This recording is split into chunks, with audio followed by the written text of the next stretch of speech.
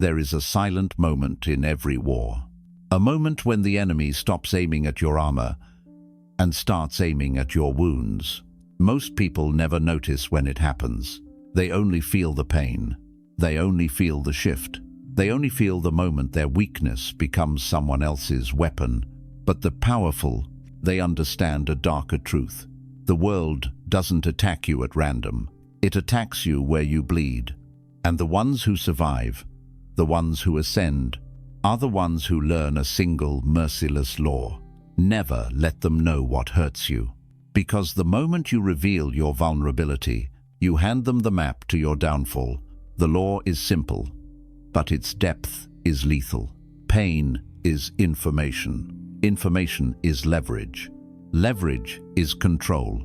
Humans pretend to be compassionate creatures, but beneath the politeness, beneath the smiles, lies an ancient instinct older than morality itself.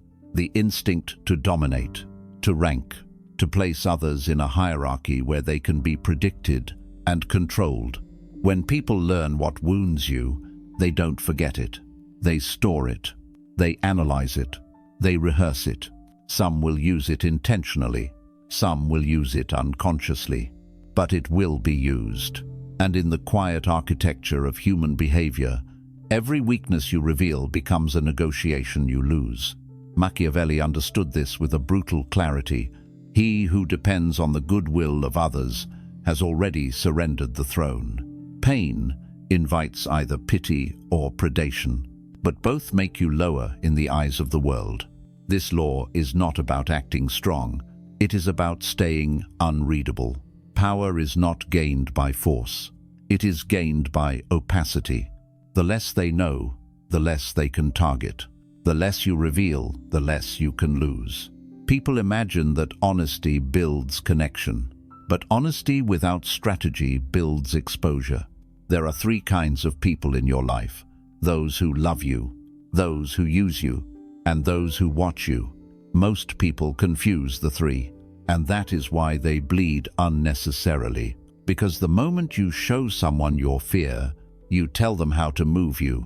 The moment you show someone your insecurity, you show them where to press. And the moment you show someone your deepest wound, you give them the temptation to test how open it really is. This is not cynicism. This is pattern recognition. Consider relationships. Romantic, familial, friendly, it doesn't matter. When someone knows the exact words that make you collapse, they keep those words in a private box.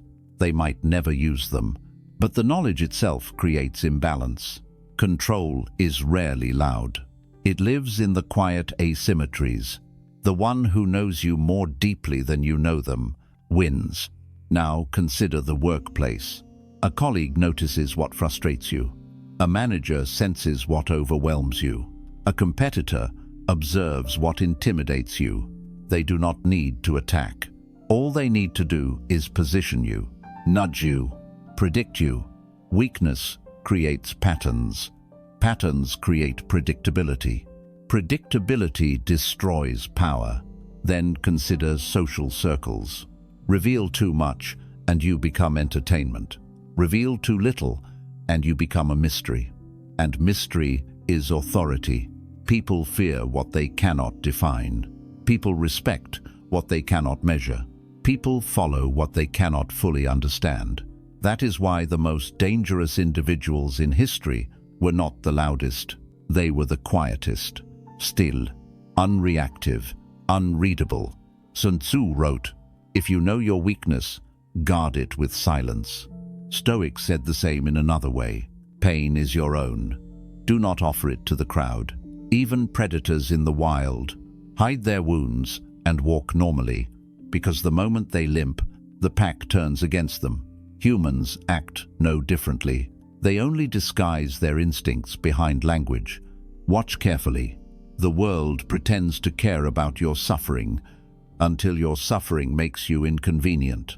The world pretends to value your honesty until your honesty gives them something to use. The world pretends to admire vulnerability until vulnerability becomes an opportunity. And the moment someone realizes they can hurt you, They will test the boundary. Even those who love you, even those who swear loyalty, because everyone is human, and humans are flawed. They get angry, they get jealous, they get insecure, and in those fleeting moments, your wound becomes their weapon. This is why control demands emotional discipline, not the discipline of being unhurt, that's impossible, but the discipline of being unreadable. Pain is not your enemy. Exposure is. To be powerful is not to be invincible. To be powerful is to be opaque. There is a quiet superiority in the individual who suffers internally but reveals nothing externally. They walk into rooms untouchable, not because they are perfect, but because no one knows where to strike. And when people don't know where to strike, they hesitate. And hesitation is where power begins. Pain is not just an emotion, it is data. It is a blueprint of your internal structure. It reveals what destabilizes you, what triggers you, what you fear, what you long for, and what you secretly depend on. Most people don't understand this, which is why they treat their suffering like something to be displayed instead of something to be defended. When you reveal your pain casually, you're not sharing a story. You're surrendering territory. Think of your mind the way a strategist thinks of a city under siege. The most vulnerable points, the weak walls, the cracked gates, the unguarded passages are exactly where enemies concentrate their attack. That's human nature. People test what looks fragile. They pressure what seems soft. They exploit what seems available. Your emotional wounds are no different. If someone knows that jealousy stings you, they know how to provoke you. If someone knows abandonment terrifies you, they know exactly how to manipulate you. If someone knows criticism destroys your confidence, they know when to aim their words. This isn't about being paranoid. It's about recognizing patterns older than civilization itself. Humans assess each other constantly, not to understand, but to rank, measure, and control. When you freely reveal your wounds, you make their job effortless. This law doesn't demand that you become emotionless. It demands that you become selective. There's a difference. Emotional suppression is weakness. Emotional discipline is power.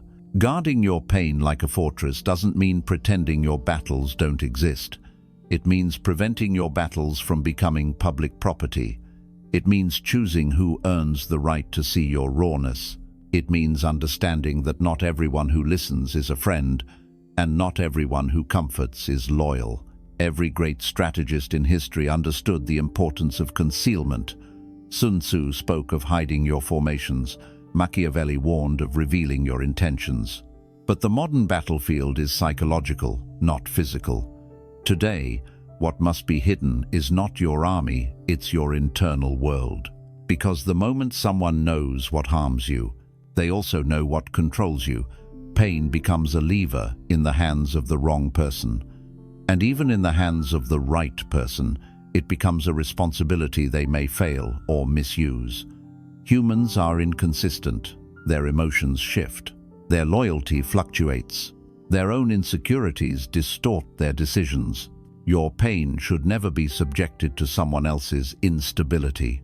A fortress is a place where the most valuable elements are stored, not because they are denied, but because they are protected. Treat your pain the same way. Guard it with walls of discretion. Share it only with those who have proven they don't benefit from your weakness and don't fear your strength. When your wounds are sacred, you stop bleeding into the wrong hands. When you protect your pain, you protect your power. And when you guard your internal world with the seriousness it deserves, you become someone the world cannot easily read, and therefore cannot easily break. People test others more than they admit. They test with jokes. They test with small insults disguised as teasing. They test by pushing your boundaries just enough to see if you push back. Every human interaction includes a subtle experiment. How does this person react? Because your reaction is the confession, and silence is the refusal to confess. When someone tries to provoke you, They're not interested in the situation itself. They're interested in the information hidden inside your reaction. Do you get angry easily? Do you crumble under pressure? Do you seek approval?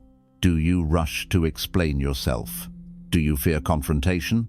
All of this becomes visible the moment you react emotionally. And once it becomes visible, it becomes usable. This is why powerful people are slow to speak. Not because they lack emotion, but because they refuse to give anyone easy access to their emotional blueprint. A reaction is a signal. Silence is a barrier. You'll notice something unsettling about human behavior. The moment you stay quiet in response to a test, the tester becomes uncomfortable. Your silence forces them to confront their own intentions. Your lack of reaction shifts the burden back onto them. Suddenly they feel exposed. They feel watched. They feel uncertain. Silence reverses the power dynamic. When someone says something meant to trigger you, an insult, a dig, a subtle disrespect, they expect one of two outcomes. They expect you to defend yourself, or they expect you to lash out. Both serve them. Both reveal your sensitivity. Both give them a psychological map of your inner world. But when you answer with nothing, no flinch, no explanation, no emotional leak, you force them into a mental void. Humans hate void, because a void means they have no control. Silence is not the absence of action. Silence is an action. A strategic. Deliberate one. In a world where people expose their thoughts with reckless ease, a person who withholds becomes unpredictable. Mystery becomes a form of dominance. If someone tests you to see whether they can disrespect you, silence is not passivity. It's a refusal to validate their test. If someone tries to impress you, silence reveals whether their value is genuine or performative. If someone tries to get an emotional rise out of you, silence shows them their attempts have no power. Your lack of reaction does not make you weak. It makes them powerless. One of the deepest Machiavellian truths is this: people fear what they cannot gauge. People respect what they cannot rattle. Your silence becomes a mirror. It forces others to confront themselves. Their insecurities surface. Their motives reveal themselves. Their confidence wavers. A loud person seems predictable. A reactive person seems controllable. A silent personne seems dangereuse. When you do not react, people assume you know something they don't. When you stay calm, they assume you have leverage they can't see. When you remain unreadable, they hesitate, and hesitation is the death of their advantage. Silence is not retreat. Silence is strategy. It's how rulers stay above their subjects. It's how negotiators gain the upper hand. It's how the unshakable maintain their throne. Let silence answer what others try to test, and the world will learn that touching your emotions does not guarantee a reaction. A person who cannot be provoked is a person who cannot be controlled. Power is never just about what you are. It's about what people think you are. And the truth is brutal. If you don't shape the story, someone else will write it for you. Humans don't see reality, they see interpretations. They fill in blanks, invent narratives, and judge based on fragments. Most people walk through life unaware of how aggressively others construct stories around them. Your silence creates guesses. Your behavior creates patterns. Your words create narratives.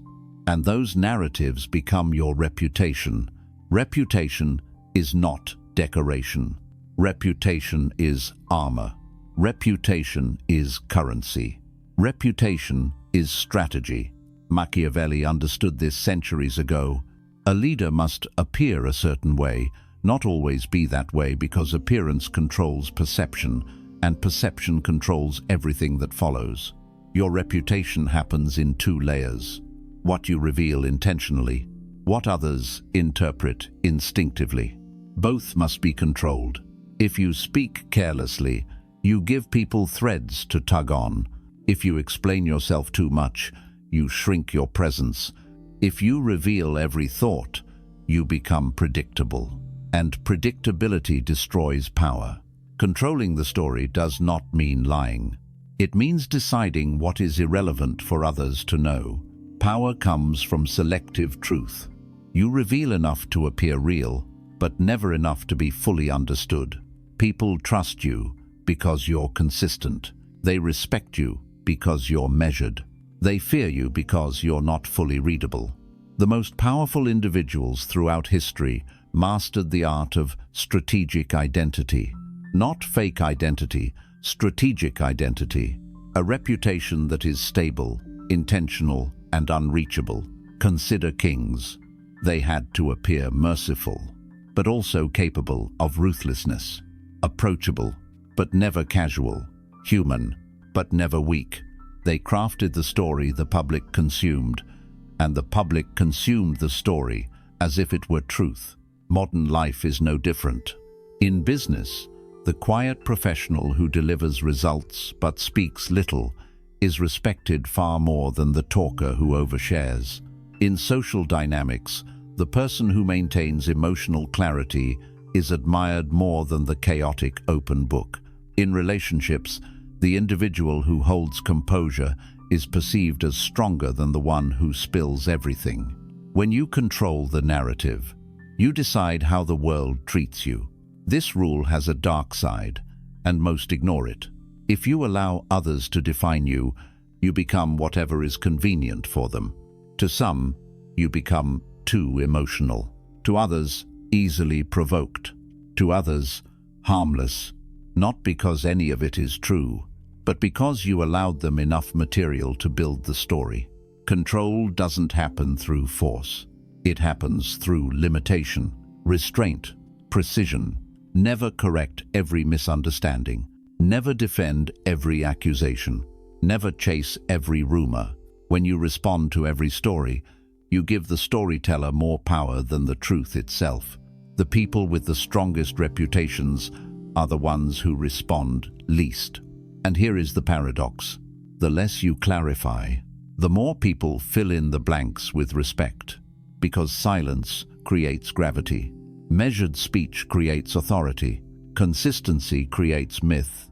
Control the stories told about you, not by speaking more, but by speaking with intent. A powerful reputation is not built on noise.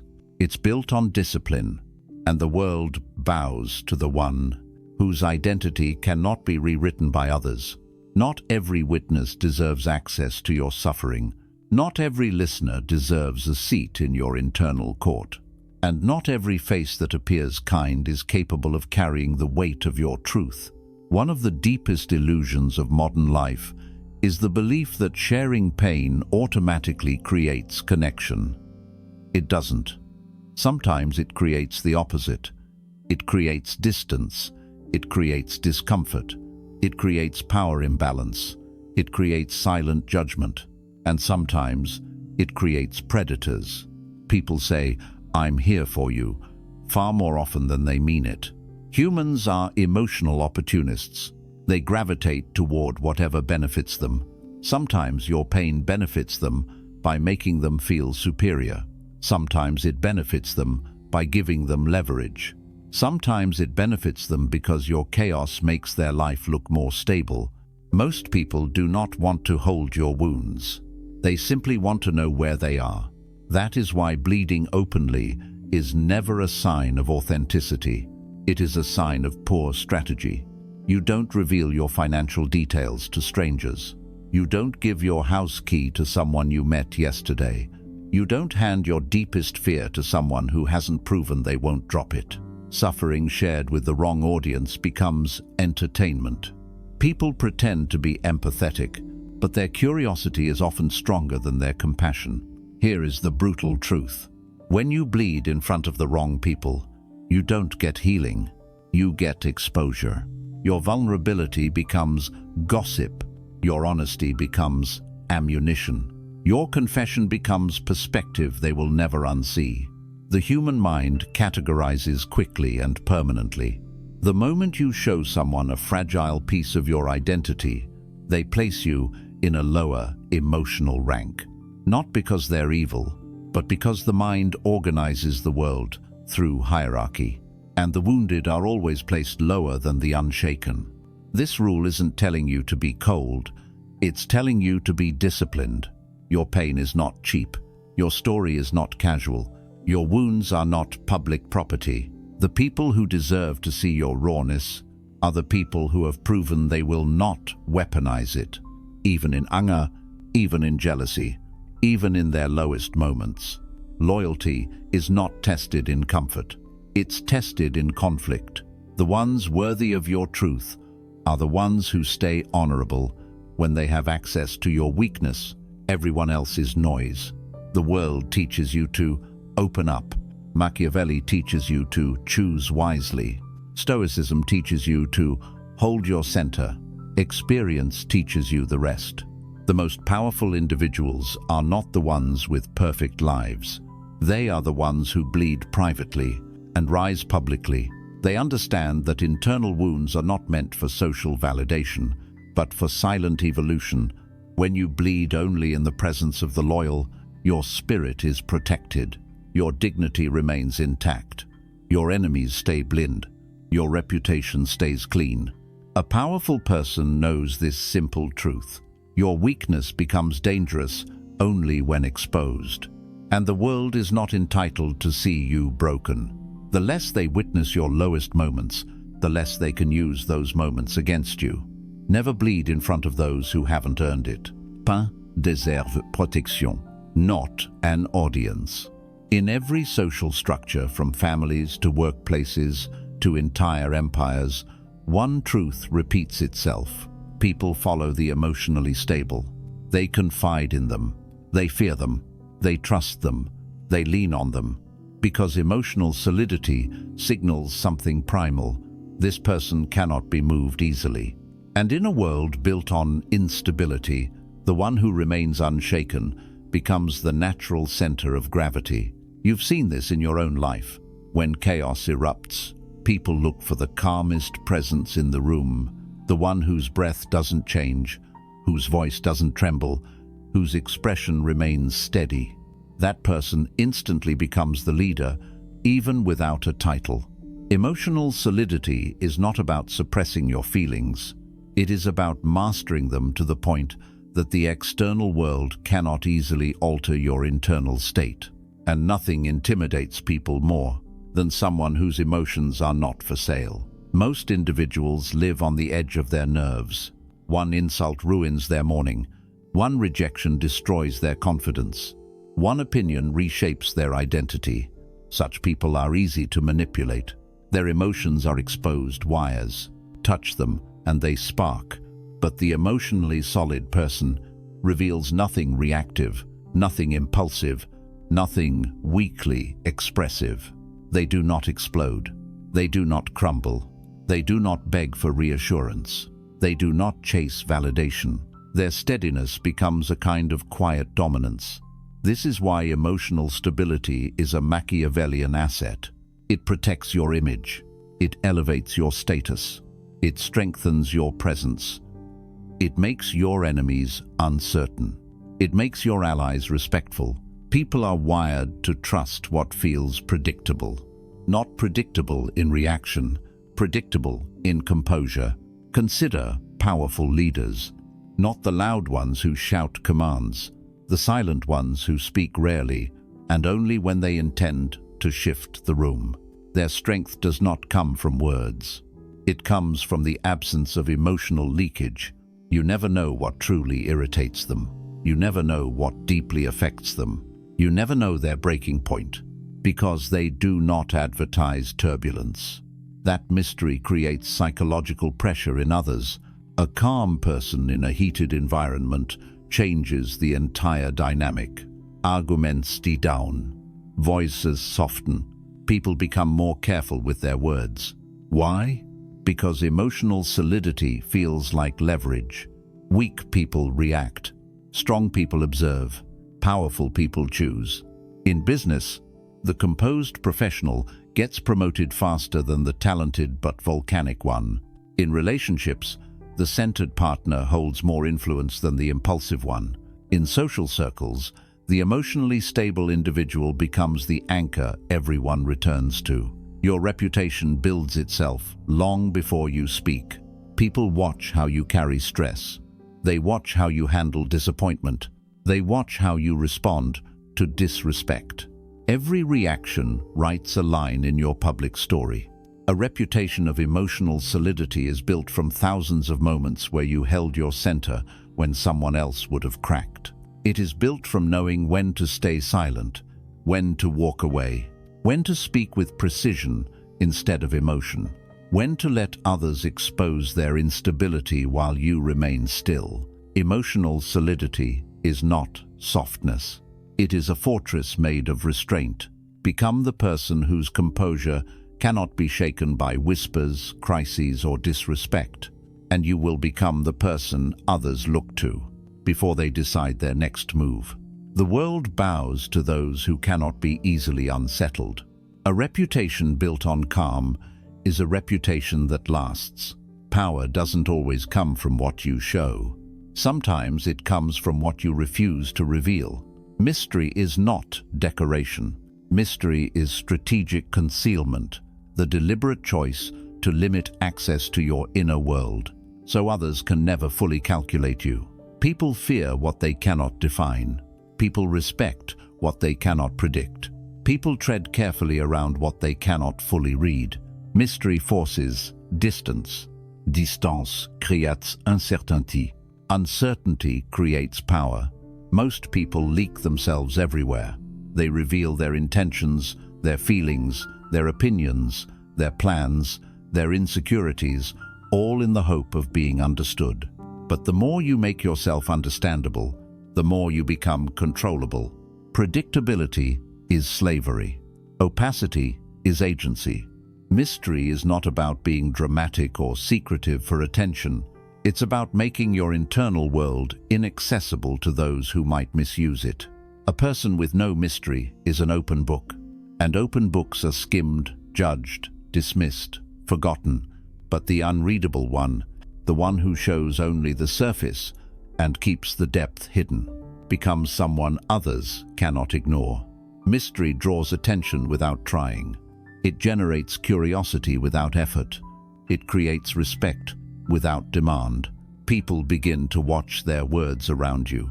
They hesitate before challenging you. They second-guess their assumptions. They treat you with caution, almost instinctively. Why? Because your lack of disclosure forces them into a psychological fog. When people don't know what motivates you, they can't manipulate you. When they don't know what angers you, they can't provoke you. When they don't know your plans, they can't sabotage them. When they don't know your fears, they can't weaponize them. Mystery is not a mask. It's a shield. A leader without mystery is vulnerable. A negotiator without mystery is transparent. A partner without mystery becomes taken for granted. A competitor without mystery becomes easy prey. The most powerful rulers in history carefully curated what the public knew about them. They understood that information is advantage, and advantage must be protected. Your personal life, your ambitions, your frustrations, your weaknesses, they should not be common knowledge. They should not be accessible. They should not be cheap. The less people know, the more they fill in the blanks. And the mind always fills in the blanks with something larger, something heavier, something more serious than reality. That is the secret. Mystery magnifies your presence. A silent person is often mistaken for a thinker. A private person is often mistaken for someone important. An unreadable person is often mistaken for someone dangerous. Let them mistake you. Let them overestimate you. Let them imagine more than you reveal.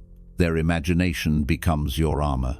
The weak expose everything, hoping transparency earns love.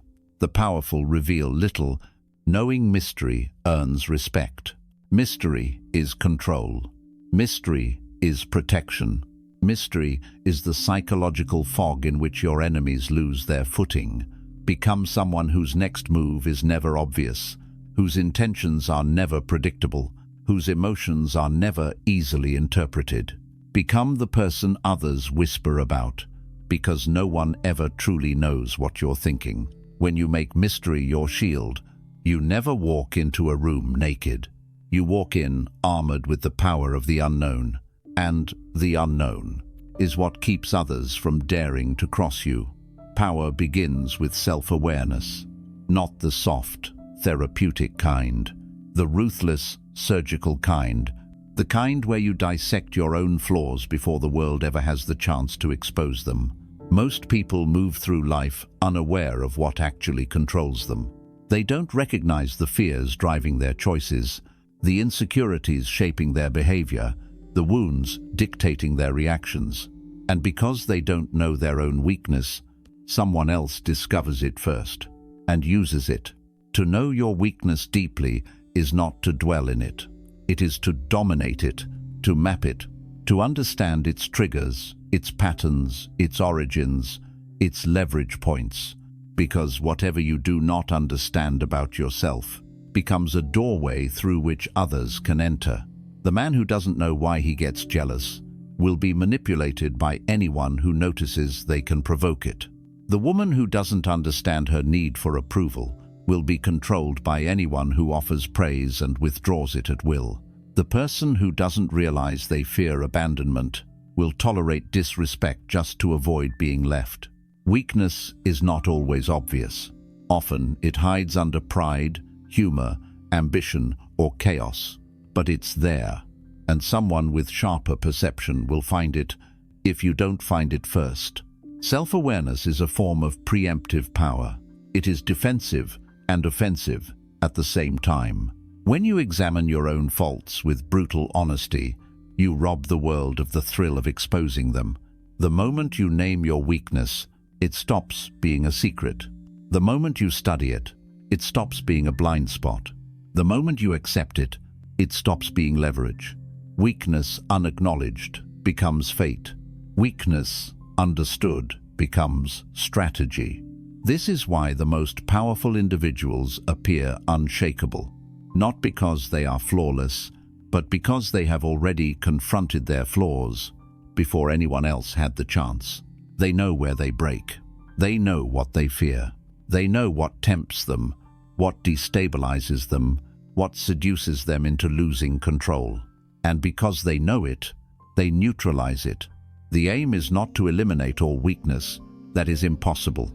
The aim is to ensure that no weakness controls you, and no weakness can be used against you. When you know your emotional triggers, you stop reacting. When you know your psychological patterns, you stop repeating them. When you know your inner wounds, you stop bleeding in public. You become the rare individual who is not surprised by himself, and therefore cannot be surprised by others.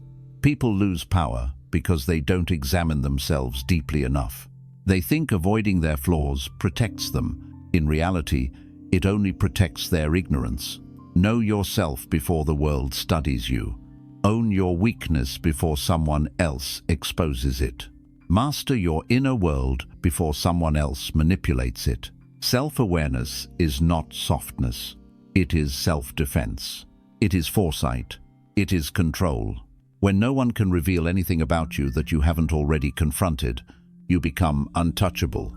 A person who has mapped their inner shadows walks with a different kind of strength, a quiet, grounded, unshakable presence, because they know the truth. The only weaknesses that destroy you are the ones you leave unexamined.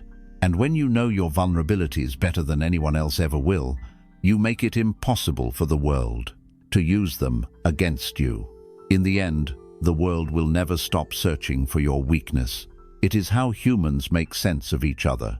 It is how hierarchies are built. It is how control is maintained.